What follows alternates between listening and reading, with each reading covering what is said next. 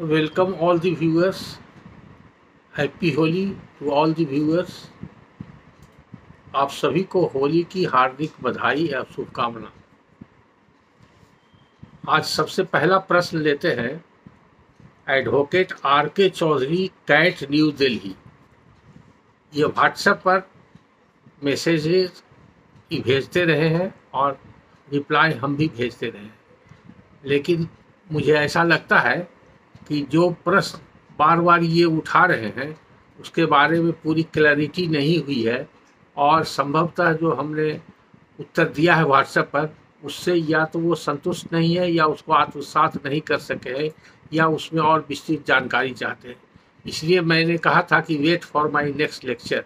आज मैं उनका प्रश्न फिर से शुरू से सिलसिलेवार ढंग से पढ़ूंगा और उसको डिस्कस करूंगा और इसके ऊपर बटेदार के ऊपर और बटेदार का जो एंट्री होता है उसके ऊपर, सिकमी के ऊपर और सिर्फ बटाई लिखा रहता है उसके ऊपर, खतियान के एंट्री से संबंधित ट्रीज के बारे में और ट्रीज के बारे में किसका राइट होगा, इस सब के बारे में विस्तृत से बात करूंगा। उनका प्रश्न पहले मैं पढ़ता हूं और उसी के संदर्भ में आगे मैं बात करूंगा। इन्होंने लिखा है, सर प्रणाम, kindly intimate me the order of government और Patna high court by which a सिकमीदार बटेदार loses his right of occupancy over the orchard on total failing trees। हालांकि इन्होंने फेलिंग का स्पेलिंग गलत लिख दिया है, जो भी हो। इनका कहने का तात्पर्य यही है जो मैंने समझा कि अगर कोई बटेदार है या सिकमीदार है और उसका पेड़ पर कब्जा है और पेड़ सब गिर जाता है, सूख करके गिर जाता है, तो उसका जो बटेदारी का, सिकमीदारी का जो राइट है, राइट ऑफ ऑक्यूपेंसी, वो ऑर्चार्ड वाले ज़मीन पर से ख़त्म हो जाता है। इसके बारे में पटना हाई कोर्ट का या बिहार सरकार का कोई आदेश हो वो जानना चाहते हैं। तो सबसे पहले मैं ये क्लैरिफाई कर दूं कि आगे फिर मैंने क्या कहा था, उनसे क्या पूछा था, तब एक बार फाइनल हम पूरा डिस्कशन का जो निचोड़ होगा उसके बारे में बताएं। उसके बाद हमने पूछा था उनसे व्हाट इज एंट्री इन खतियान। ये तो वेग प्रश्न था और क्लियर नहीं होता है। ये डिपेंड करता है नेचर ऑफ एंट्री या नेचर ऑफ लैंड और नेचर ऑफ टेनेंसी के ऊपर। बहुत सारा कंडीशंस है। जब तक फैक्ट्स क्लियर नहीं होगा तो लॉ के बारे में जानकारी नहीं दिया जा सकता। और आप जानते हैं, आप अधिवक्ता हैं, आप जानते हैं, और जितने भी अधिवक्ता गण सुन रहे हैं वो सभी जानते हैं, या न्यायिक पदाधिकारी गण सुन रहे हैं सभी जानते हैं कि कोई भी जजमेंट, हाई कोर्ट या सुप्रीम कोर्ट का कोई भी रूलिंग होता है तो कंट्ररी टू लॉ नहीं हो सकता। कोई जो लीगल प्रोविजन है, स्टैट्यूटरी प्रोविजन है, उसी का इंटरप्रिटेशन में जजमेंट कभी कभी वैरी करता है और लार्जर बेंच और उसको सेट असाइड करता है या ओवर रूल करता है। लेकिन फैक्ट्स सबका अलग अलग रहता है। फैक्ट्स हर केस का अलग अलग रहता है, उसके हिसाब से फैक्ट्स के आधार पर लॉ को इंटरप्रेट किया जाता है। तो ये तो जनरल बात हुई। इसलिए मैंने उनसे पूछा था व्हाट इज एंट्री इन खतियान। तब उसका जवाब में उन्होंने कहा बटाई /22 मैंगो ट्रीज, 17 शीशम ट्रीज / बकब्जे रैयानी बटाई कायमी बटाई बकब्जे रैयत, ऐसा एंट्री उसमें था।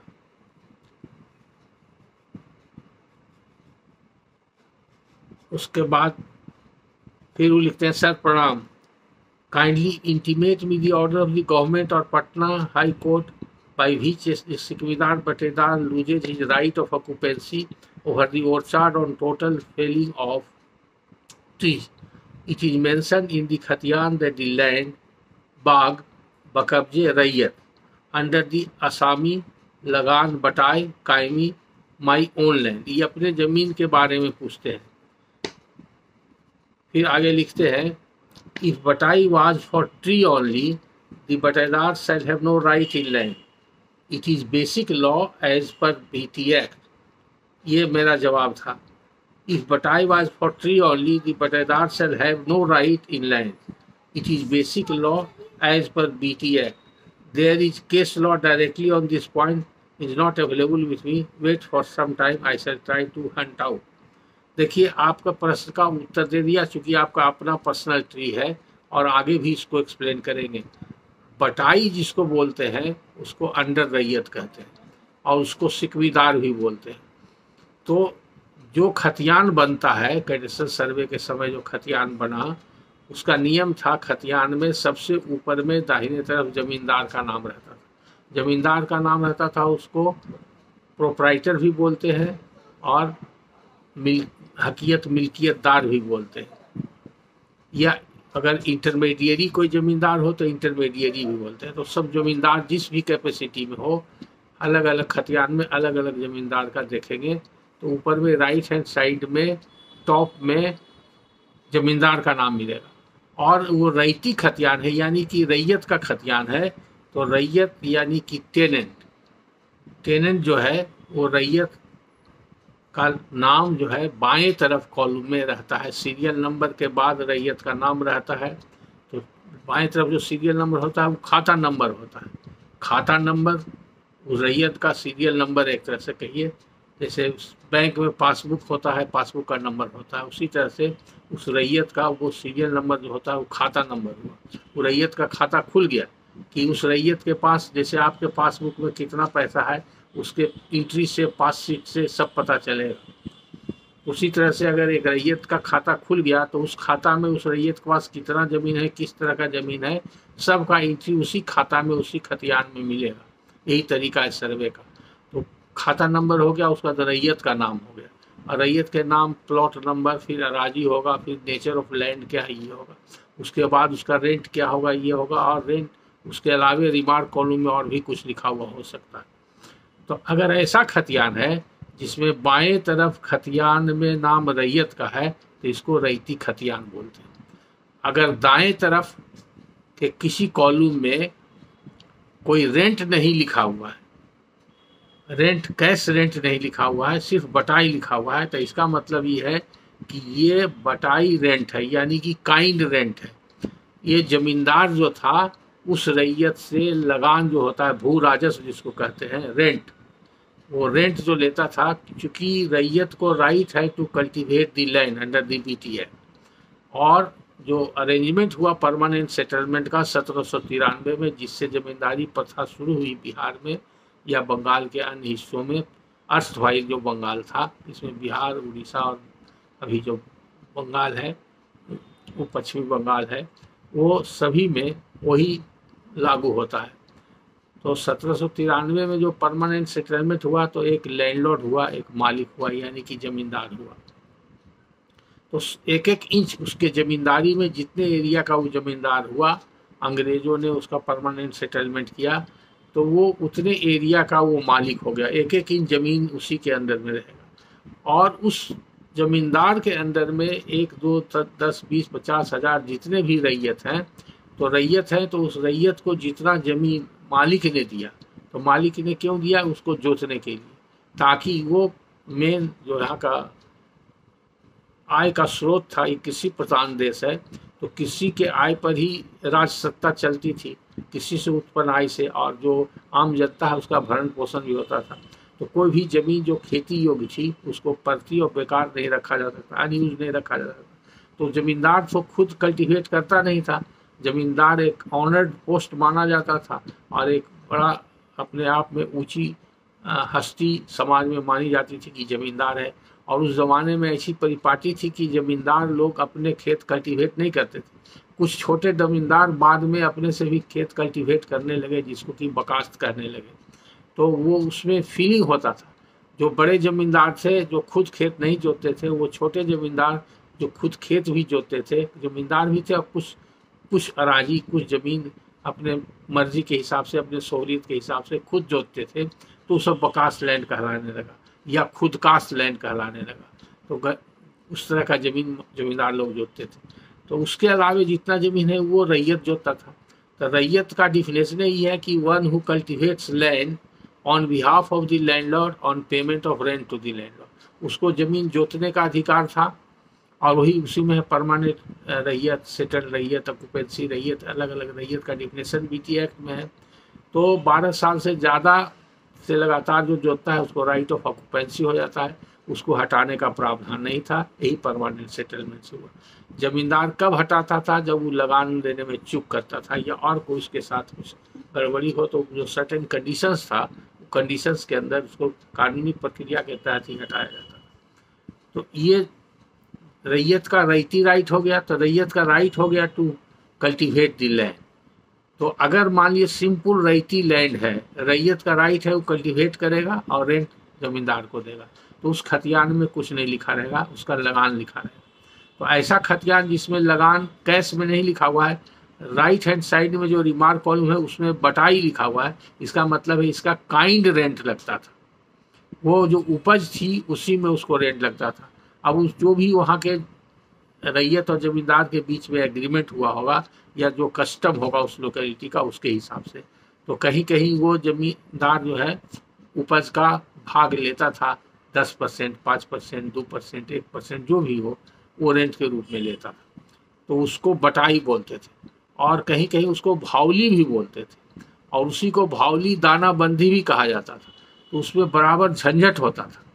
तो इस अगर ऐसा खतियान है, जैसा कि आपने खतियान भेजा भी है मिस्टर चौधरी, जिसमें सिर्फ बटाई लिखा हुआ है, तो वो रैयती खतियान है, उस सिकमीदार का बटेदार का खतियान नहीं है। बटेदार का भी खतियान बनता है अगर सर्वे के समय सर्वे अथॉरिटी ने देखा कि कोई अंडर रैयत है और वो ऑक्यूपेंसी अंडर रैयत है, यानी कि 12 साल से ज़्यादा से वो रैयत के अंदर जो दूसरा रैयत होता है, एक रैयत खुद अपने ज़मीन जोत रहा है लेकिन किसी कारणवश दूसरे रैयत को दे दिया, तो वो आपस में एग्रीमेंट करता है कि हम कैसे तुमको जोतने के लिए देंगे, कितना उपज में हमको तुम दोगे।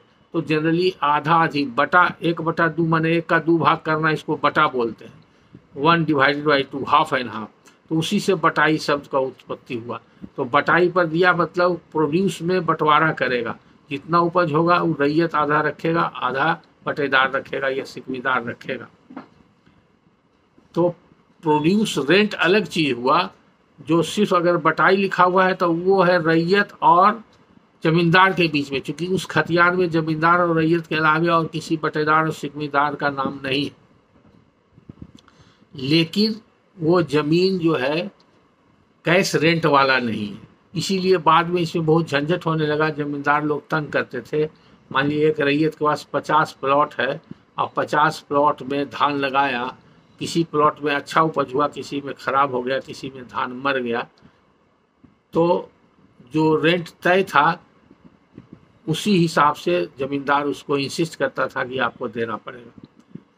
तो उसमें लोग एसरटेन करता था, रैयत रिक्वेस्ट करता था कि हमको इसमें उपज कम हुआ है तो उसमें रेट कम कर दीजिए, उतना नहीं हम दे पाएंगे, इसमें माफ़ कर दीजिए या हाफ कर दीजिए या कुछ इस तरह का रहता था।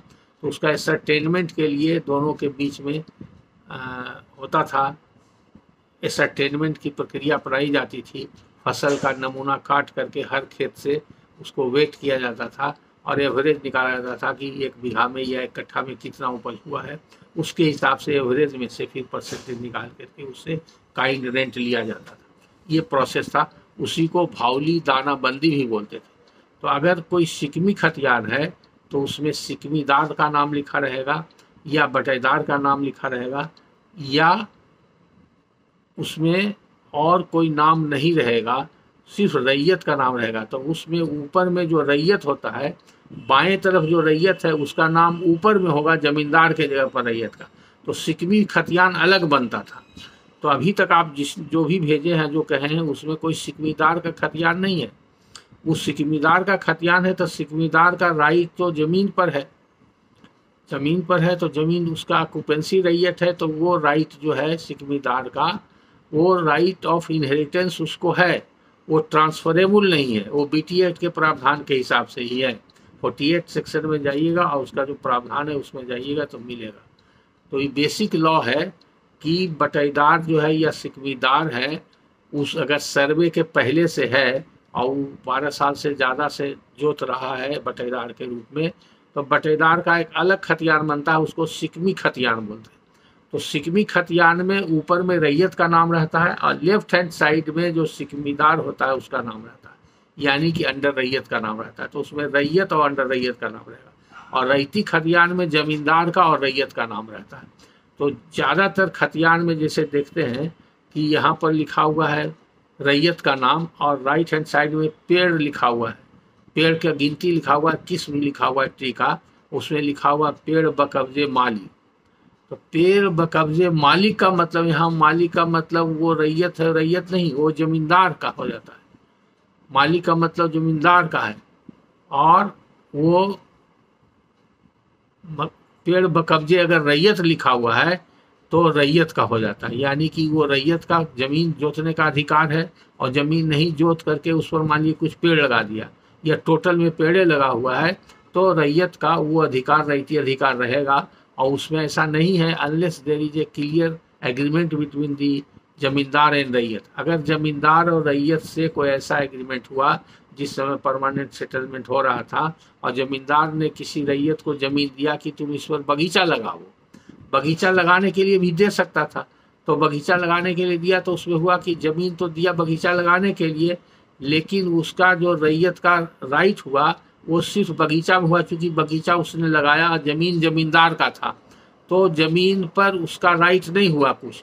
वो जब तक बाग बगीचा रहेगा तो उस रैयत का कब्जा उस बगीचा के ऊपर रहेगा और जब तक वो सब पेड़ उस पर है उसका फल वो लेगा और उस फल में जो बटाई सिस्टम है उसके हिसाब से जमींदार लेगा, फल में उपज में, और लकड़ी में भी जमींदार लेगा।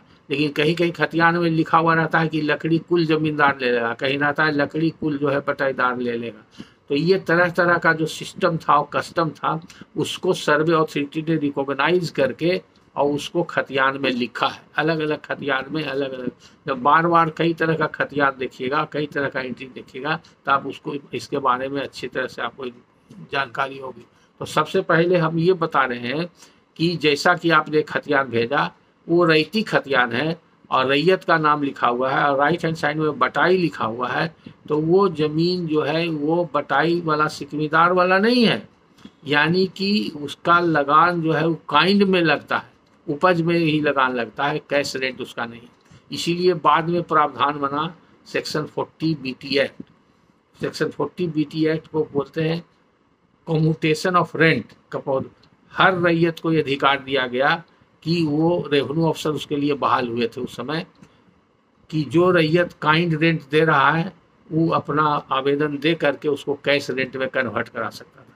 तो उसमें जमींदार को नोटिस जाता था, प्रोसीडिंग चलती थी, सिविल सूट की तरह वो प्रोसीडिंग होता था, मिस्टीरियस प्रोसीडिंग की तरह चलता था, प्रोसीजर उसका सिविल सूट की तरह ही था। तो उसमें प्रोसीडिंग में सुनवाई के बाद कैश रेंट डिसाइड हो जाता था। जो कैश रेंट डिसाइड हो जाता था तो फिर से वो कैश में रेंट जमींदार लेता था। वैसे ज़मीन पर अगर रैयती ज़मीन पर रैयत ने पेड़ लगा दिया तो रैयत को जोतने का भी अधिकार है, अब पेड़ पर टोटल अधिकार है, उसमें जमींदार इंटरफेयर नहीं कर सकता है। अगर उसको जमीन, अगर ये कंडीशन रहा कि आप सिर्फ इस पर खेती ही कर सकते हैं, पेड़ नहीं लगा सकते, अगर ऐसा कंडीशन रहा और खतियान में लिखा हुआ या कोई एविडेंस से या प्लीडिंग से ये पता चलता है कि सर्वे के पहले ऐसा शर्त हुआ था जमींदार और रैयत के बीच में कि खेती कर रहे हैं, खेती करते के दौरान अगर आप इसमें पेड़ लगाइएगा तो पेड़ में आधा जमींदार ले लेगा, आपका पेड़ पर आधा ही हक होगा। तो ऐसे हिस्से में जो ओरिजिनली राइट जो हुआ जमीन पर रैयत का right to cultivate to continue करेगा और पेड़ के गिरने से, पेड़ के रहने से वो राइट खत्म नहीं। बहुत सा ऐसा होता है कि बहुत सा ज़मीन में कुछ किनारे किनारे पेड़ लगा हुआ है या बीच में 1-2 पेड़ लगा हुआ है, वो खेती भी हो रही है, तो पेड़ से फलदार पेड़ है या कोई टिम्बर वाला पेड़ है उससे भी लोग लाभ उठाते हैं। खास करके खेत के आल पर किनारे किनारे बाउंड्री के लिए भी लोग रैयत लोग पेड़ लगाते हैं, तो बहुत सा कारण। तो वो सब पेड़ में वैसा नहीं लिखा रहता है। जो रैयती राइट अपना होल्ड कर रहा है उस पर पेड़ लगा दिया तो पेड़ पर भी राइट उसी का रहेगा, फल पर भी राइट उसी का रहेगा। पेड़ सूख जाएगा तो उसी रैयत का जमीन रहेगा। अब रेंट उसको कैश में देना पड़े या काइंड में देना पड़े इससे कोई फर्क नहीं। अगर कंट्ररी कोई टर्म्स तय हुआ है रैयत के साथ और जमींदार के साथ और उस सर्वे अथॉरिटी ने उसको रिकॉर्ड कर लिया है खतियान में, तब उसको माना जाएगा, वो लागू होगा। इसलिए हर केस में कोई जनरलाइज ओपिनियन नहीं दिया जा सकता है, उसके एंट्री को उसके फैक्चुअल बैकग्राउंड में देख करके समझना पड़ेगा। लेकिन ऑन दी कॉन्ट्ररी अगर ये लिखा हुआ है कि सिकमीदार सिकमी खतियान है, सिकमी खतियान है और सिकमी खतियान में सिकमीदार को खेती जोतने का अधिकार है, सिकमीदार को यानी अंडर रैयत को जोतने का अधिकार है, और अंडर रैयत ने जमीन पर पेड़ भी लगा दिया है, तो वो सेम जैसे जमींदार के साथ था रैयत का, उस सेम इसमें प्रोविजन लागू होगा। सिकमीदार का अगर पेड़ गिर जाता है, पेड़ सूख जाता है, तो सिकमीदार राइट खत्म नहीं होता, क्योंकि सिकमीदार ने जोतने के लिए ही लिया था। बाद में रैयत से उसने रैयत के मर्जी से या सहमति से उस पर पेड़ लगा दिया, और पेड़ लगा दिया तो दोनों में कुछ तय हो गया कि कितना पेड़ में, फल में, लकड़ी में किसका कितना हिस्सा होगा तो वो देगा। और जब लकड़ी पेड़ सूख जाएगा और हिस्सा के हिसाब से लकड़ी और फल का बंटवारा हो गया है, तो जो जमीन बचेगा उस सिकमीदार का राइट रहेगा ही रहेगा। सिकमीदार राइट जो है, ऑक्यूपेंसी राइट अगर हो जाता है तो वो हेरिटेबल है, वो मर जाएगा तो उसके बाल बच्चा को भी रहे। लेकिन अगर ऐसा कोई व्यक्ति है, ऐसा रैयत है जो किसी दूसरे अंडर रैयत को जमीन दिया पेड़ लगाने के लिए, और पेड़ लगाने के लिए दिया और कहा कि जब तक पेड़ रहेगा तब तक आपका राइट रहेगा इस जमीन पर, और पेड़ सूख जाएगा तो आपका जमीन पर कोई राइट नहीं रहेगा, ऐसा अगर टर्म्स एंड कंडीशंस लिखा हुआ है तब वो माना जाएगा। तो ऐसा टर्म्स एंड कंडीशन अमूमन नहीं रहता है। अगर वो खतियान सिकमीदार का ही खतियान है तो सिकमीदार को पेड़ पर भी राइट है और जमीन पर भी राइट है, unless there is a special condition कि अगर पेड़ सूख जाएगा तो तुम्हारा सिकमीदार राइट खत्म हो जाएगा। जनरल लॉ के हिसाब से और एंट्री के हिसाब से पेड़ सूखने के बाद, पेड़ कटने के बाद, पेड़ गिर जाने के बाद वो जमीन पर रहती राइट नहीं है। ओरिजिनल राइट कब क्रिएट हुआ और कैसे क्रिएट हुआ, लैंड में क्रिएट हुआ, ये डिपेंड करता है। अगर ओरिजिनल राइट ही क्रिएट हुआ किसी व्यक्ति को जमींदार के द्वारा या रैयत के द्वारा, पेड़ लगाने से ही हुआ, और ये तय हुआ कि पेड़ में जब तक फल रहेगा और तब तक के आपका राइट रहेगा, पेड़ के ऊपर सिर्फ राइट रहेगा, जमीन के ऊपर राइट नहीं रहेगा। तो जमीन को आप कुछ नहीं कर सकते हैं, पेड़ का फल ले सकते हैं, पेड़ का लकड़ी ले सकते हैं, और जितना दोनों में तय है उतना ही ले सकते हैं, जितना हिस्सा बांटना है उतना बांट सकते हैं। तो इस हिसाब से पेड़ के बारे में सर्वे के समय लोग एंट्री करते रहते थे। तो इसीलिए आपको कन्फ्यूजन हो रहा है कि जहाँ पर ये लिखा हुआ है, आप लिखते हैं सिकमीदार बटेदार loses his right of occupancy over the orchard on total felling of trees. It is mentioned in the खतियान that the land बाग बकब्जे रैयत अंडर द असामी लगान बटाई कायमी माई ओन लैंड। तब बटाई कायमी है, इसका माने ऑक्यूपेंसी रैयत है। तो इसमें कहाँ लिखा हुआ है कि खतियान में जो लैंड है वो रैयत का लैंड है, और ये जो सिकमीदार है उसका कोई राइट नहीं होगा, उस पर जमीन पर कोई राइट नहीं होगा। ऐसा तो कहीं एंट्री से नहीं पता चलता है, वो सिर्फ लिखा हुआ है खतियान में लिखा हुआ है, कहते हैं बाग बकब्जे रैयत। तो ये कौन रैयत हुआ? बकब्जे मीन्स मूल रैयत, नॉट दी बटेदार, अंडर दी असामी लगान बटाई कायमी। आई बटाई है और कायमी है, तो लगान है बटाई कायमी, इसलिए आपको एंट्री को समझना पड़ेगा और इसको बाइफरकेट करना पड़ेगा कि ये सिकमीदार का खतियान है या रैयती खतियान है। रैयती खतियान में अगर बटाई लिखा हुआ है तो वो कैश रेंट है, और रैयती खतियान में अगर ये लिखा हुआ है सिकमीदार या बटाईदार, तो रैयती खतियान में बटेदार का नाम भी रहेगा, सिकमीदार का नाम भी रहेगा। कहीं कहीं किसी खतियान में देखते हैं राइट हैंड साइड में ही बटेदार और सिकमीदार का नाम रहता है, लेकिन अमूमन सिकमी खतियान जो है अलग से बनता है, उसमें सिकमीदार का नाम और बटेदार का नाम लेफ्ट हैंड साइड में रैयत के जगह पर रहता है, और ऊपर में रैयत का नाम रहता है जमींदार के जगह पर, और ऊपर में लिखा हुआ रहता है सिकमी खतियान। तो सिकमी खतियान स्पेशल अगर बना है तो ठीक है। जनरल जो खतियान बना हुआ है उसमें अगर वर्ड लिखा हुआ है पेड़ बकब्जे सिकमीदार, पेड़ बकब्जे बटेदार, ये लिखा हुआ है, तो पेड़ पर तो उसका राइट रहेगा ही रहेगा, और जमीन का भी बटेदार है तो जमीन पर भी राइट है। अगर एंट्री से ही पता चलता है कि सिर्फ पेड़ पर ही उसका राइट है तो पेड़ पर रहेगा, और रईती जमीन में जहाँ पर लिखा हुआ है पेड़ बकब्जे मालिक, तो मालिक का मतलब जमींदार, तो पेड़ पर कहीं कहीं जमींदार का ही राइट होता था। बहुत सा ऐसा जमीन रईती मिलेगा जिसमें बाग बगीचा है, तो उसमें रैयत को कुछ नहीं, रैयत को सिर्फ फल पर अधिकार था और लकड़ी पर अधिकार मालिक का रहता था। कहीं कहीं रैयत को फल पर और लकड़ी पर दोनों पर अधिकार होता था, कहीं पर दोनों में आधा आधा होता था।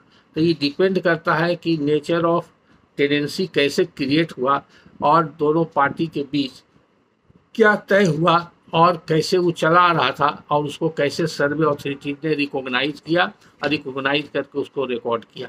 इसलिए हर खतियान को देखने का नज़रिया बदलना पड़ेगा और आपको ये देखना पड़ेगा कि रैयती खतियान है, रैयती खतियान है तो प्लेन एंड सिंपल रैयत का है और उसमें बटाई अगर लिखा हुआ है तो वो कैश रेंट नहीं है, काइंड रेंट है। अगर कैश रेंट लिखा हुआ है तो भी कोई फर्क नहीं पड़ता। और रिमार्क कॉलम में जो लिखा हुआ है पेड़ के बारे में, तो जिसका कब्जा लिखा हुआ उसका कब्जा लिखा हुआ है। कहीं कहीं किसी में रह जाता है कि पेड़ सूखने के बाद लकड़ी जमींदार का होगा या मालिक का होगा या रैयत का होगा, उसके बारे में जैसा है वो माना जाएगा। लेकिन ऐसा कहीं नहीं है, ना ऐसा कोई लॉ है, ना ऐसा कोई प्रोविजन है कि जैसे ही पेड़ सूख के गिर जाएगा तो जमीन भी उसका खत्म हो जाएगा और उसका सिकनी राइट खत्म हो जाएगा। आगे फिर लिखते हैं, इफ बटाई वाज फॉर ट्री ओनली। अब ये लगता है कि आप अपने से मान करके लिख रहे हैं, दी बटेदार shall have no right in land. ये हमने लगता है कि इनको जवाब दिया था। इफ बटाई was for tree only, the बटेदार shall have no right in land, it is basic law as per BT act. उसी बात को हमने शॉर्ट में लिख दिया था, हो सकता है चौधरी जी इसको पूरा अप्रिशिएट नहीं किए होंगे। There is a case law directly on this point, is not available with me, wait for some time, I shall try to hunt out. देखिए केस लॉ क्या है, हमने बेसिक प्रोविजन जो बीटी एक्ट का है और जो बेसिक कंसेप्ट है परमानेंट सेटलमेंट का जो 1793 में हुआ, जो लॉर्ड कॉर्नवालिस के साथ समझौता हुआ था, उसके हिसाब से जो परमानेंट सेटलमेंट का स्कीम आया अर्स्टवाइल अनडिवाइडेड बंगाल में, वो स्कीम के हिसाब से यही कंसेप्ट है कि मालिक मतलब जमींदार अलग हुआ, रैयत अलग हुआ, और रैयत के बीच में दो कैटेगरी हुआ, एक अंडर रैयत एक रैयत, और दोनों का अधिकार है to hold and possess and cultivate the land. दोनों under terms and conditions of tenancy बंधा हुआ है एक दूसरे के पीछे। तो फर्क इतना ही है कि एक में एक जमींदार एक रैयत के बीच एग्रीमेंट है और दूसरा में एक रैयत का दूसरे रैयत के बीच एग्रीमेंट है। एक मेन रैयत हुआ, एक अंडर रैयत हुआ, तो उसमें मेन रैयत नहीं बोलते हैं, सिर्फ रैयत बोलते हैं और दूसरे को अंडर रैयत बोलते हैं। उससे संबंधित जो भी कोई क्वेश्चन है, कोई भी प्रश्न आपके मन में आता है तो बीटी एक्ट का सेक्शन 48 से लेके ABCDEF तक सारा प्रावधान पढ़ जाइए। वो पूरा चैप्टर को बटेदारी एक्ट के नाम से जाना जाता है और बटेदारी एक्ट करके कुछ लोग किताब भी छाप के बेचते हैं। सेक्शन 49, 48 से लेकर के 49 तक है। 49 में अपील वगैरह का प्रावधान है। तो बीटी एक्ट का मेरा लेक्चर फिर से सुनिएगा चौधरी जी, तो उसमें इसके बारे में हम बताए हैं। तो आज आपके प्रश्न का थ्रेडवेयर डिस्कशन के बाद यही निकलता है कि जनरली जो खतियान में एंट्री रहता है उसके हिसाब से पेड़ के गिरने और सूखने के बाद जमीन पर ऑक्यूपेंसी अंडर रैयत का यानी कि सिकमीदार का राइट खत्म नहीं होता unless there is a contract to the contrary. इसके अलावे अगर कोई कॉन्ट्रैक्ट है, कोई कस्टम है और इनकॉर्पोरेटेड है या किसी डॉक्यूमेंट से पता चलता है या किसी केस में, किसी सूट में या प्रोसीडिंग में प्लीडिंग्स में आया है और एविडेंस में आया है, तो कोर्ट उस पर फाइंडिंग दे सकता है on the basis of pleadings and evidence. उसके बाद फिर आपने प्रश्न किया था चौधरी जी, सर इजराय क्या होता है? इजराय के बारे में बता ही दिए थे। एक्सक्यूशन केस को फारसी में इजराय बोलते।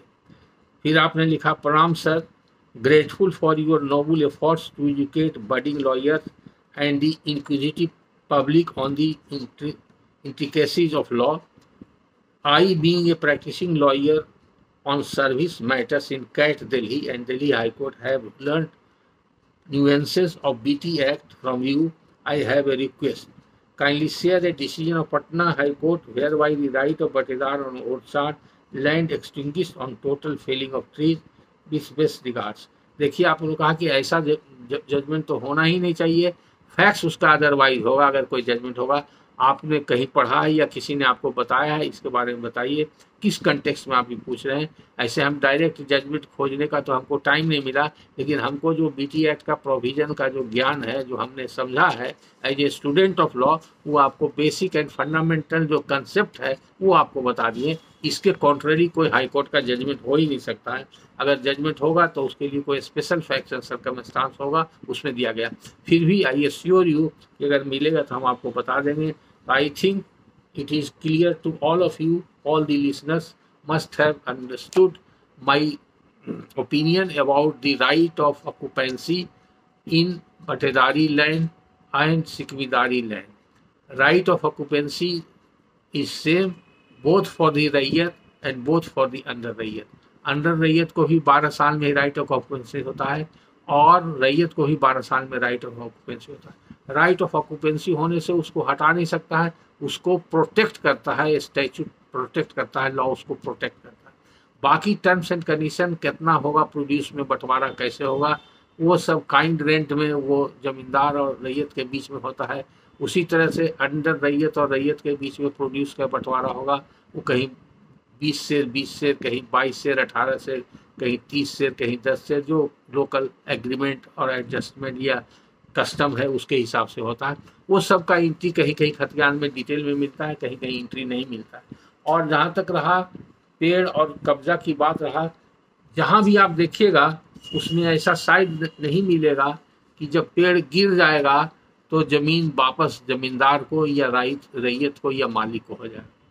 सिर्फ पेड़ बकब्जे रहता है और ये रहता है कि फल पर आधा हिस्सा मालिक का या रैयत का, या लकड़ी पर आधा हिस्सा मालिक का या दोनों का, या कम बेस, ऐसा डिटेल में रहता है।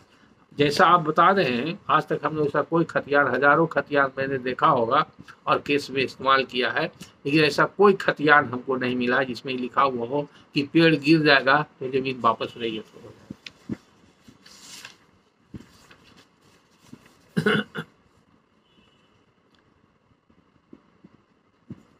फिर हमने आपको लिखा था, वो भी इसमें प्रिंट में सब निकल गया है। आपने जो लिखा था डिसीजन के बारे में तो लिखा था, such right is decided on the basic of entries in खतियान and it can not be generalise. If you want to know about particular case you have to send copy of relevant entries of खतियान। तो जब जिस खतियान के बारे में प्रश्न हो तो उस खतियान का एंट्री भेजिएगा, तो उस खतियान के पर्टिकुलर का एंट्रीज का क्या इंपोर्ट होगा और क्या उसका वैल्यू होगा और क्या उसका माने होगा, हम बता सकते हैं। तब आपने लिखा right sir, thanks and regards. फिर आपने लिखा kindly refer to our discussion on the subject of right of सिकमीदार on the orchard land on total felling of trees as desired the copy of खतियान has been attached with best regard, advocate R.K. Chaudhary, Delhi high court. उसके बाद फिर हमने दिया है it is not खतियान of सिकमीदार और बटेदार, इसी को हमने क्लियर किया, जस्ट आई हैव एक्सप्लेन। फिर हमने लिख करके भी आपको दिया था, इट इज नॉट खतियान ऑफ सिकमीदार और बटेदार, but I denotes rent in kind not in cash. The land and tree both belongs to named रैयत। Wait for next lecture. इसी के लिए हमने आपको हिंट दिया था कि नेक्स्ट लेक्चर के लिए, तो हमने शॉर्ट में आपको व्हाट्सएप पर जवाब दे दिया था। फिर ज़्यादा डिस्कशन इसलिए हम कर रहे हैं कि आप उसको अच्छी तरह से अप्रिशिएट करें और समझ जाएं, आप खुद इंटरप्रेट कर सके खतियान के एंट्री को देख कर। फिर लिखते हैं सर एक ही खतियान में कहीं बकब्जे रैयत और कहीं बकब्जे मालिक लिखा है, जबकि रैयत और मालिक एक ही है। इस दोनों का क्या डिफरेंस है, काइंडली क्लैरिफाई कीजिए। देखिए अब यहाँ पर डाउट होना आपको क्लियर है। रैयती खतियान में मालिक होता है और रैयत होता है, तो कुछ कब्जा होगा मालिक का, कुछ कब्जा होगा रैयत का, इसीलिए लिखा हुआ है। कहीं लिखा हुआ है बकब्जे मालिक, कुछ पेड़ हो सकता है रैयत के कब्जा में हो, कुछ पेड़ मालिक के कब्जा में हो, अलग अलग कैटेगरी का पेड़ हो, तो मालिक ने बना उसमें लिख दिया होगा कि कभी पेड़, मान लीजिए कोई फलदार पेड़ है, मालिक इंटरेस्टेड रहा कि हम फलदार पेड़ है, फल पर हमारा ही कब्जा रहेगा। और बाकी टिम्बर का पेड़ है जिससे कोई खास लाभ नहीं होगा, तो टिम्बर वाला पेड़ अपना रखेगा, या जलावन के लिए यूज होता है, बहुत सा यूजलेस चीज भी होता है, तो वो अपना रैयत रखेगा। या कोई कीमती टिम्बर है तो मालिक उसको अपने कब्जे में रख सकता है, तो ऐसा हो सकता है। तो वैसा अगर होगा तो वो उसका देखभाल तो कर रहा है, रैयत ही कर रहा है, रैयत के ज़मीन पर ही बना हुआ है, लेकिन उसमें कब्जा मालिक का है, यानी कि 100% वो मालिक के कब्जा में है। अगर टोटल लिखा हुआ है, हिस्सा नहीं लिखा हुआ है, तो जो बकब्जे मालिक लिखा हुआ माने वो पेड़ सिर्फ जमींदार का है। तो जब पेड़ वो गिर जाएगा तो जमीन रैयत का जैसे था वैसे रह जाएगा, जमीन तो रैयत का। इससे आपको कन्फ्यूजन हुआ होगा, कहीं पर लिखा हुआ है पेड़ बकब्जे मालिक, ठीक है, तो मालिक या चाहे तो पेड़ को उठा के ले सकता है। अगर पेड़ मालिके का है, हालांकि लगाया रैयत ने, लेकिन मालिक कबाड़ के तो ले नहीं जाता है। अगर किसी कारण उस मालिक ने उसको काट दिया तो रैयत उसको रोक नहीं सकता है, क्योंकि उसी का मालिक का कब्जा ही था पेड़ पर। तो मालिक इसी शर्त पर दिया होगा कि पेड़ मेरा ही रहेगा। यह हो सकता है कि पेड़ अपने आप भी उसमें उग गया होगा, नेचुरल ट्री भी होगा, कोई अपने आप पेड़ पैदा हो जाता है। बहुत तरह का पेड़ होता है, जैसे बिहार में पाम ट्री होता है, अपने आप हो जाता है, खजूर ट्री अपने आप हो जाता है, पाकड़, पीपल, बुल्लड़, ये सब पेड़ अपने आप हो जाता है। वो उसका बीज जो है पक्षियों के द्वारा खाने के बाद और विस्तार करने के बाद जहाँ जहाँ गिरता है तो पेड़ बन जाता है। तो कुछ ऐसा भी पेड़ होता है, नीम का भी पेड़ उसमें होता है। तो ऐसा पेड़ हो सकता है उसके बारे में जमींदार का हो कि जो भी पेड़ रहेगा सब हमारा हो जाएगा। तो पेड़ रैयत को ज़मीन से वास्ता रहा, तो ऐसे केस में जो पेड़ है वो जमींदार के कब्जे में रहेगा, उसको रैयत यूज नहीं करेगा। रैयत यूज करेगा तो जमींदार के मर्जी से यूज करेगा। अगर हिस्सा लिखा हुआ है, डिनोट किया हुआ है, तो जितना हिस्सा रैयत का है रैयत लेगा, जितना मालिक का हिस्सा उतना लेगा। फल में डिनोट किया हुआ तो फल में हिस्सा लेगा, लकड़ी में डिनोट किया हुआ तो लकड़ी में लेगा। लेकिन अगर कुछ नहीं लिखा हुआ है, तो अगर लिखा हुआ है पेड़ बकब्जे मालिक, तो जमीन जो रह जाएगा वो जमीन रैयत का रह जाएगा। और कुछ जमीन लिखा हुआ है, कुछ पेड़ लिखा हुआ है बकब्जे रैयत, तो जो पेड़ रैयत के कब्जे में लिखा हुआ वो रैयत का ही रहेगा, और जो मालिक के कब्जा में है वो मालिक के कब्जा में रहेगा। अगर पेड़ सूख जाएगा तो मालिक उसको पेड़ को ले जाएगा, पेड़ में उसका अधिकार रहेगा, फिर जमीन रैयत के कब्जा में ही रहेगा, तो उससे कोई फर्क नहीं पड़ता। तो एक ही खतियान में ऐसा एंट्री है तो कोई गलत नहीं है, इसलिए कि ये खतियान रैयती खतियान है। तो कुछ पेड़ पर रैयत का कब्जा है, कुछ पेड़ पर मालिक का कब्जा है। तो उस समय जो कब्जा पाया गया, इसका मतलब है कि अंडर जो कॉन्ट्रैक्ट बिटवीन दी रैयत एंड दी जमींदार, वो इसी शर्त पर वो ज़मीन उसको जोतने के लिए मिला होगा, और इसी शर्त पर ज़मीन जोता होगा या पेड़ लगाने के लिए दिया होगा, जो भी हो। तो उसमें कुछ पेड़ मालिक का हो गया, कुछ पेड़, या ऐसा भी हो सकता है कि रैयत को ज़मीन दिया, बाद में मालिक ने उस पर पेड़ लगवा दिया अपने आदमी से, तो कुछ भी हो सकता है। लेकिन इस एंट्री का रेलिवेंसी यही है, there is nothing wrong in this entry. एक ही खतियान में कहीं बकब्जे रैयत और कहीं बकब्जे मालिक लिखा है, जबकि रैयत और मालिक एक ही है। नहीं, रैयत और मालिक एक कैसे होगा? रैयत कभी मालिक नहीं हो सकता है, मालिक का मतलब जमींदार। यहीं पर आपको कन्फ्यूजन है। रैयत जो होता है वो ज़मीन का मालिक नहीं होता। आज भी जैसे हम लोग ज़मीन जोतते हैं तो हम लोग मालिक नहीं हैं, हम लोग आज भी टेनेंट हैं, रैयत है। हमको रैयती राइट है, मतलब I have a right to hold the property for cultivation purpose. ये हमको राइट है, इंडिविजुअल राइट है, इसको कोई डिफीट नहीं कर सकता। इसलिए हम समझते हैं कि हम इसके मालिक हो गए। जैसे कि अगर आपको कोई मकान दे दे किराए पर, तो आप टेनेंट हैं, मकान मालिक आपको चाहे तो किराए के शर्तों के हिसाब से आपको खाली करा सकता है। लेकिन अगर कोई मालिक मकान आपको परमानेंट लीज कर दे, लाइफ लॉन्ग लीज कर दे, तो वो तो लीज ही रहेगा, आप टेनेंटे रहिएगा, किराया देना ही पड़ेगा, लेकिन आपको वो हटा नहीं सकता।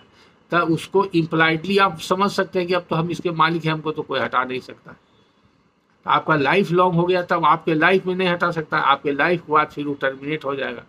अगर परमानेंट लीज भी दो तरह का होता है, एक होता है जनरेशन टू जनरेशन, उसको बोलते हैं नस्लन बाद नस्लन, बतनन बाद बतलन। परमानेंट ठेका पट्टा मुकर्री हीन हयाती, नस्लन बाद नस्लन, बतलन बाद बतलन, ऐसा वर्ड मिलेगा आपको। तो ठेका भी होता है, लीज होता है, पट्टा भी लीज होता है, और मुकर्री भी लीज होता है, और टेनेंसी भी लीज होता है, किरायनामा भी लीज होता है, जो lease transfer of property act का जो प्रावधान है। तो एक्चुअली ये जो लीज है वो बीटी एक्ट के तहत होता है, और बीटी एक्ट के तहत इसको रैयती राइट बोलते हैं। लेकिन इसमें भी प्रावधान और टीपी एक्ट का लागू होता है। तो टीपी एक्ट के हिसाब से ट्रांसफ़र ऑफ प्रॉपर्टी तो हो जाता है, lease is also transfer of property. अब लीज है तो सर्टेन ऐसा बहुत कम मिलेगा आपको कि जमींदार ने किसी रैयत को 5 साल के लिए जोतने के लिए दिया, 10 साल के लिए जोतने के लिए। जो भी देता है वो परमानेंटली ही जोतने के लिए देता है, और वो जनरेशन टू जनरेशन करता है। चूंकि रैयती राइट भी हेरिटेबल है, एक रैयत अगर मर जाता है तो उसका जो राइट ऑफ इनहेरिटेंस उसके बाल बच्चा को होता है, जो उसका वारिस है उसको रैयती राइट स्वयं प्राप्त हो जाता है। कुछ स्टेट में ऐसा नहीं है, जैसे यूपी वगैरह में वो हेरिटेबल नहीं है, वहाँ पर रैयती राइट डिक्लेयर करवाना पड़ता है। लेकिन जहाँ पर अनडिवाइडेड बंगाल में, जहाँ पर कि परमानेंट सेटलमेंट जमींदारी प्रथा के हिसाब से जो हुआ, तो उसके हिसाब से हेरिटेबल राइट है, ये रैयती राइट हेरिटेबल राइट। तो वो मालिक हम लोग कहते हैं दूसरे सेंस में, एक्चुअली तो मालिक उसका जमींदार होता है। जैसे आज भी रैयती जमीन जो भी हमारे पास आपके पास है उसका मालिक बिहार ही सरकार है, बिहार सरकार ही है। क्योंकि जमींदार अब बिहार सरकार हो गया। जमींदार का जो स्टेटस था आफ्टर वेस्टिंग ऑफ जमींदारी, वो एक्स लैंडलॉर्ड हो गया, वो आउट गोइंग प्रोपराइटर हो गया। अब incoming proprietor state of Bihar है, तो स्टेट ऑफ बिहार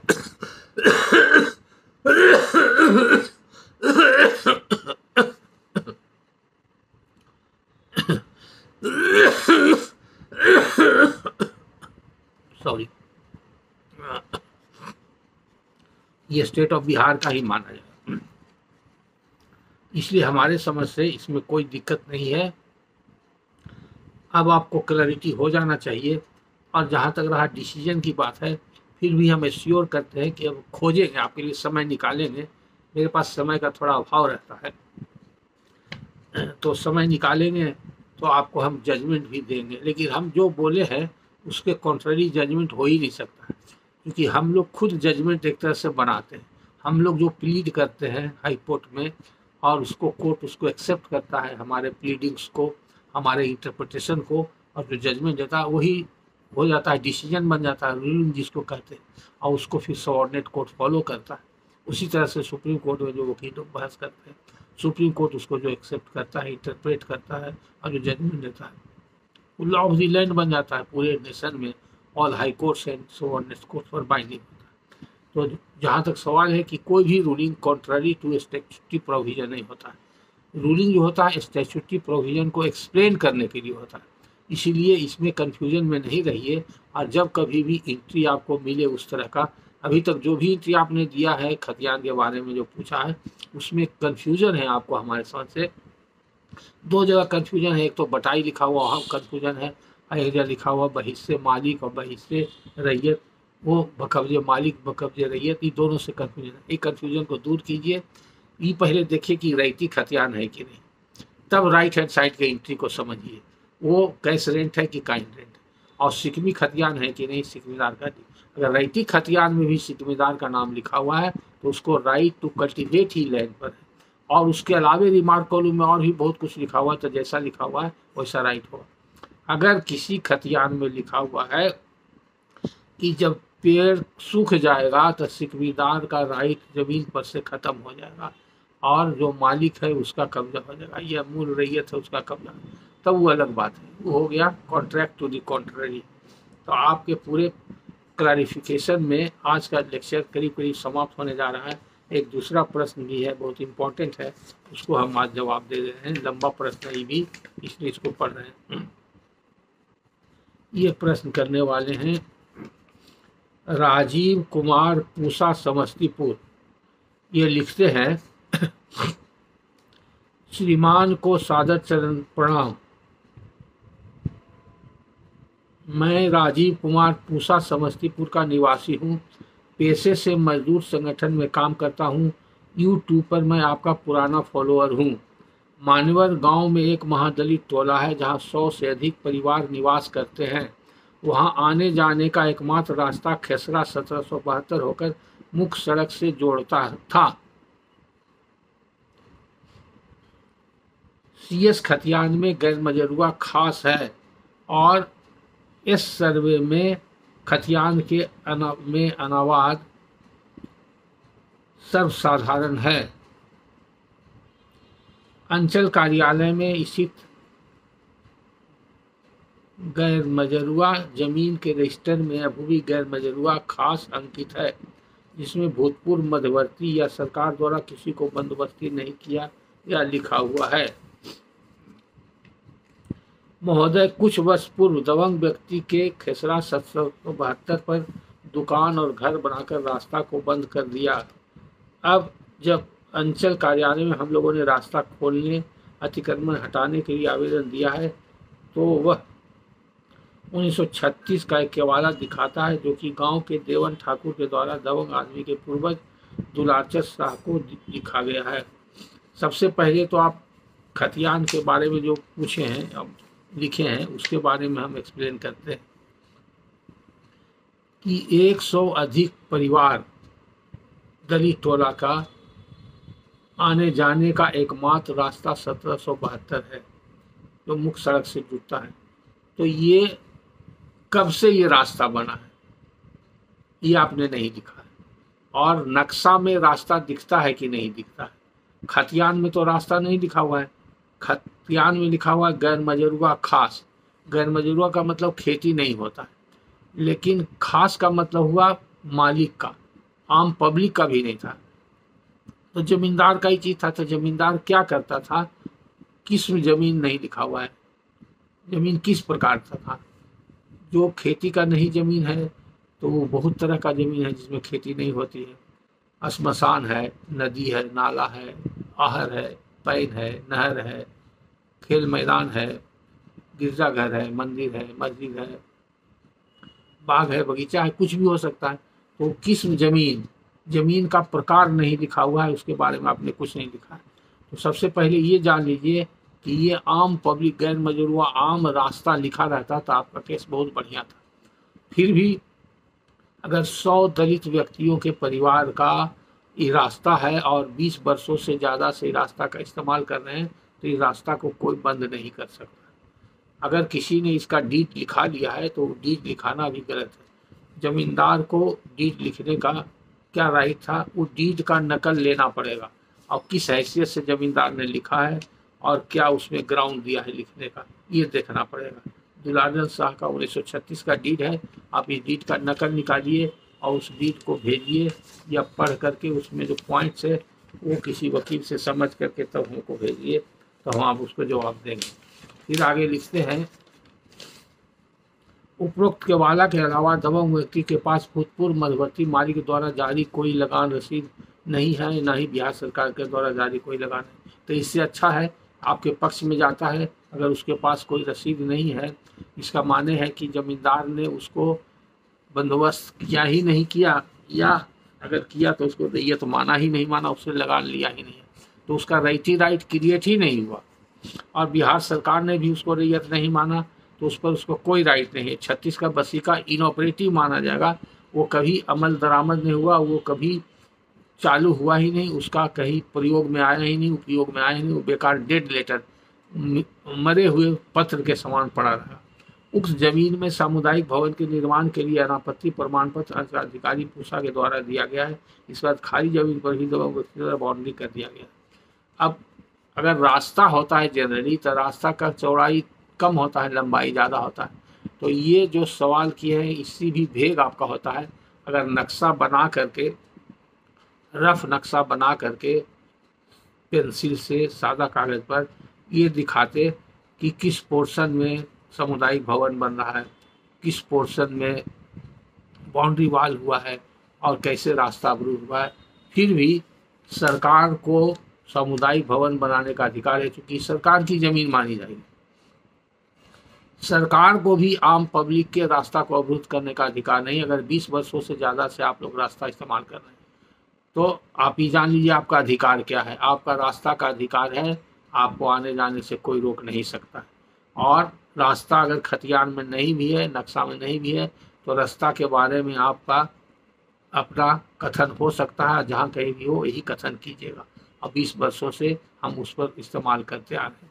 अगर अंचलाधिकारी ने लिखा है तो पूरे रास्ता पर तो नहीं बन रहा है सामुदायिक भवन। अगर उससे रास्ता बाधित नहीं होता है तो आपको कोई आपत्ति नहीं होना चाहिए। अगर सामुदायिक भवन बनने से रास्ता बाधित होता है या बाउंड्री वाल किसी व्यक्ति ने दिया है उससे रास्ता बाधित होता है, तो भी आम जनता को, 100 परिवार को उसमें आपत्ति हो सकती है, आपत्ति करना चाहिए। तो जिस विभाग के द्वारा से अंचलाधिकारी के यहाँ आपत्ति देना चाहिए, डीएम के यहाँ आपत्ति देना चाहिए और उसमें कहना चाहिए कि ये आम रास्ता है, 100 परिवार महादलित टोला के व्यक्तियों को आने जाने का एकमात्र रास्ता है ये रास्ता को अवरुद्ध नहीं किया सकता है, सामुदायिक भवन बनने से रास्ता अवरुद्ध हो जाएगा। अमुक व्यक्ति ने इस पर जो बाउंड्री वॉल बना लिया उससे रास्ता अवरुद्ध हो गया है, इस रास्ता को खुलवाया जाए, अतिक्रमण से मुक्त कराया जाए। ये सब जमीन के बारे में आपने लिखा। बाद में लिखा है, श्रीमान से मेरा निवेदन पूर्वक यह प्रश्न है कि क्या उपरोक्त परिस्थिति में यह जमीन दबंग व्यक्ति के रैयती जमीन हो सकती है। इसका पहला जवाब मैंने दे ही दिया कि रैयती जमीन नहीं हुआ है, रैयती राइट क्रिएट नहीं हुआ है। हालांकि आपने कोई कागज हमको दिखाया नहीं, 36 का जो वसीका है, वसीका मैंने पढ़ा भी नहीं, लेकिन अगर वो रैयती राइट होता तो जमींदार उसका लगान निर्धारण करता। पहली बार जमींदार ने उसको सेटल किया है तो उसका लगान निर्धारण होता, और लगान निर्धारण का उसने केस करके लगान निर्धारण सरकार के यहाँ भी करवाया होता तो रसीद कटता। तो जमींदारी रसीद भी नहीं है और सरकारी रसीद भी नहीं है, इसलिए न तो जमींदार ने उसको रैयत माना और न सरकार ने रैयत माना। तो आज के तारीख में जमीन का स्वरूप रास्ता के रूप में है, लेकिन वो जमीन का मालिक बिहार सरकार ही है। फिर भी बिहार सरकार भी आपके रास्ता के हक को ख़त्म नहीं कर सकता, क्योंकि सरकार जो है आम जनता के फायदे के लिए काम करती है, वेलफेयर स्टेट कहा जाता है। तो आम जनता की भलाई के लिए सरकार करेगी, तो सरकार जहाँ रास्ता नहीं रहता वहाँ रास्ता देती है। तो सरकारी ज़मीन में रास्ता अगर पब्लिक मांगती है तो उसमें कोई गुनाह नहीं है। सरकार का भी दायित्व है देने का, कोर्ट का भी दायित्व है कि रास्ता को बरकरार रखे। तो अब सोचना होगा कि कहाँ से लड़ाई शुरू करें और कैसे लड़ाई शुरू करें। तो आप यही लिखते हैं, श्रीमान से मेरा निवेदन पूर्वक यह प्रश्न है कि क्या उपरोक्त परिस्थितियों में यह जमीन दबंग व्यक्ति के रैयती जमीन हो सकती है। क्या अंचल अधिकारी जमीन से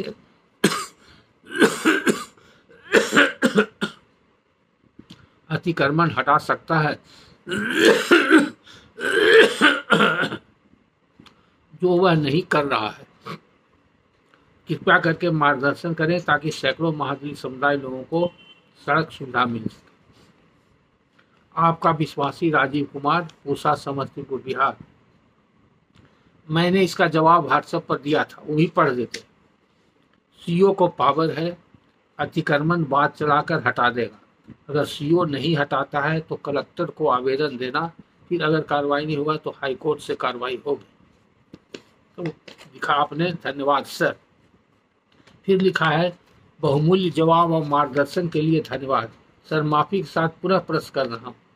अतिक्रमणकारी 1936 का एक हवाला दिखाता है जो गांव के देवन ठाकुर के द्वारा लिखा गया है। इसके अलावा उनके पास भूतपूर्व मध्यवर्ती या बिहार सरकार का लगान रसीद नहीं है। अंचल कार्यालय में संधारित गैर मजरूआ जमीन के लिस्ट में उक्त जमीन गैर मजरूआ खास के रूप में संधारित है, जिसको भूतपूर्व मध्यवर्ती और बिहार सरकार ने किसी ही बंदोबस्त नहीं किया है। उक्त स्थिति में सीओ अतिक्रमण हटा सकता है। फिर हमने जवाब उसी को आपने दोबारा दोहरा दिया है, जिसका मैंने अभी जवाब दे दिया है और पहले भी लिख दिया था, फिर भी आपने लिखा है। इसलिए मतलब है कि हमारी बातों पर आपने पूरा ध्यान नहीं दिया या तो उसको अच्छी तरह से नहीं समझा। तो फिर हमने आपको जवाब दिया एस, शॉर्ट में जवाब दे दिया एस। फिर आप लिखते हैं, thank you so much sir for your kind attention and valuable guidance. It will help us to get justice for the helpless people. तब फिर हमने आपको लिखा, get a proper petition drafted by local advocate and file before CO. क्यों मैंने लिखा है कि आपके लिखने से और आपके प्रश्न के ट्रेंड से हमको लगता है कि आपको पूरा कानूनी प्रक्रिया की जानकारी नहीं है और न अनुभव है। इसलिए कानूनी जानकार व्यक्ति जो वकील हैं उनसे मिलना चाहिए, हम मिल करके आवेदन लिखाना चाहिए। और आप वो वकील जिनसे आप आवेदन लिखाइएगा उनसे हमारी बात करा दीजिएगा तो उनको हम गाइड कर देंगे। फिर भी आज हम आपको हिंट थोड़ा सा दे देते हैं। उसमें ये लिखना जरूरी है कि खतियान में एंट्री क्या है, और जिस समय खतियान में एंट्री हुआ था उस समय महादलित टोला था कि नहीं था, ये भी देखना जरूरी है। तो महादलित टोला कब से है, हो सकता है खतियान बना हो 1905 में, 1894 में, कब बना वहाँ का ये भी आपने नहीं लिखा। CS खतियान बहुत जगह चंपारण जिला में 1894 में ही बना है और बहुत सा जिला में 1901 से लेके 1912 के बीच में बना है CS। अब बाद में जो हुआ है उसको RS खतियान बोलते हैं, तो आपको उसमें भी कन्फ्यूजन हुआ है। तो खतियान का एंट्री आप हमको भेजते उस प्लॉट का, तो खतियान का एंट्री भेजना चाहिए था, खतियान का एंट्री नहीं भेजे तो आप खतियान की कॉपी और सीएस नक्शा की कॉपी अपने वकील को दिखाइए। और 1936 का केवाला का अगर नकल मिल जाता है तो भी ले लीजिए तो ज़्यादा अच्छा। अगर नहीं भी मिलता है तो जितना बात आप लिखे हैं उतना बात में यही लिखना जरूरी है कि यहाँ पर महादलित टोला 100 बरस से, 50 बरस से, 80 बरस से है, जहाँ 100 परिवार रहते हैं। इन लोग को वहाँ से कहाँ जाना है, बाजार जाना है, दूसरे गांव जाना है, या मुख्य सड़क कौन सड़क पर जाना है, वहाँ पर आने जाने का एकमात्र रास्ता यही है जो विगत 50 साल, 60 साल, 70 साल से ये इस्तेमाल करते आ रहे हैं। अगर ये सर्वे खतियान जिस समय बना उस समय भी रास्ता के रूप में इस्तेमाल हो रहा था तो उसमें ये भी लिखना चाहिए कि सर्वे पदाधिकारी के गलती से ये रास्ता नहीं लिखाया उसमें, और गैर मजरूआ खास लिखा गया, जबकि इसमें लिखा रहना चाहिए था कि गैर मजरूआ आम रास्ता रहना चाहिए था। ऐसा प्लीडिंग हो सकता है, ऐसा केस बनाया जा सकता है, खतियान में गलती हो सकती है। तो ये डिपेंड करता है कि 100 वर्षों से रास्ता है कि नहीं। तो ये पता करना होगा पुराने बुजुर्ग लोगों से, जानकार लोगों से, कि जिस समय सर्वे हुआ और खतियान बना उस समय वो रास्ता था कि नहीं था। अगर रास्ता था तो ये लिखना है,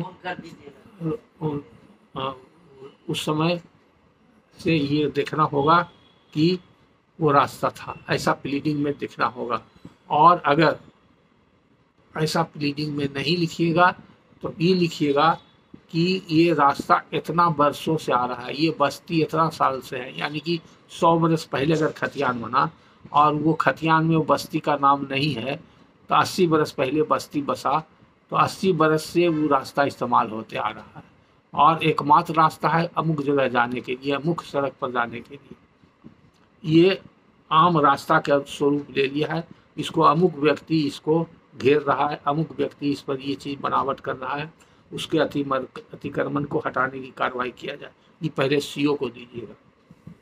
अगर सीओ नहीं करेगा तो उसी तरह का आवेदन कलेक्टर के यहाँ दीजिएगा कि हमने सीओ को ऐसा आवेदन दिया था, सीओ ने कोई कार्रवाई नहीं किया, तो इस पर आप कार्रवाई कीजिए। सीओ के अलावा एसडीओ को भी दे सकते हैं। सीओ, एसडीओ और कलेक्टर सबको समान पावर है पब्लिक लैंड इंक्रोचमेंट एक्ट में। तो पब्लिक लैंड के डिफिनेशन में ये आता है, यानी कि आम जनता का जो उपयोग का है, गैर मजरूआ आम जमीन है वो भी पब्लिक लैंड है, और सरकार का जो लैंड है वो भी पब्लिक लैंड है, पब्लिक लैंड के डिफिनेशन में आता है। तो उस पर मुक्त कराने के लिए अतिक्रमणवाद चलाने का प्रावधान है। अगर सीओ और डीएम दोनों में से कोई नहीं चलावेगा तब आप हाईकोर्ट में आके रिट फाइल कीजिएगा। उस दलित टोला में से 4-5 व्यक्ति उसका प्रतिनिधि बन करके कर सकता है। अगर वो भी संभव नहीं है कोर्ट में आना, यहाँ खर्चा ज़्यादा होता है, तो आप लोअर कोर्ट में टाइटल सूट फाइल कर सकते हैं और टाइटल सूट फाइल करके अतिक्रमण हटाने का केस कर सकते हैं। वहाँ टाइटल सूट में कम खर्चा में हो जाएगा, उसमें सरकार को भी पार्टी बनाना पड़ेगा, जो व्यक्ति अतिक्रमण किया उस सबको भी पार्टी बनाना पड़ेगा। तो ही आपका पूरे सवाल का कंप्लीट आंसर है और विस्तृत व्याख्या है। हम समझते हैं कि आप समझ में आ गया होगा और इसी हिसाब से आप आगे कार्रवाई कीजिएगा। धन्यवाद।